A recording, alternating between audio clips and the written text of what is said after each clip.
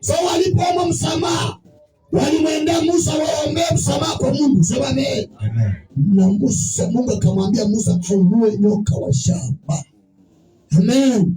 Atakaye mtazama nyoka wa shaba, hata kama ameumwa anapona.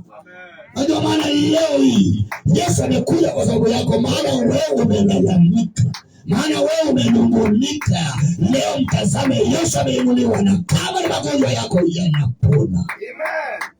Amen. Yesu magonjwa nzuri. Hata wengine wanapiga mara ninagusa ndipo. Haleluya. Kama wewe usipiga magoti mara walikuwa wanabaki kwenda kwanza kunung'unika. Sasa pasa ananiharibia, si mimi nakuharibia. Asikiae sauti na asikiae ile ambayo Roho wa Mungu anayaambia nini makanisa. Si mimi ni chombo tu. Haleluya. Sema amen. Umelalamika wapi mpaka tena dhambi?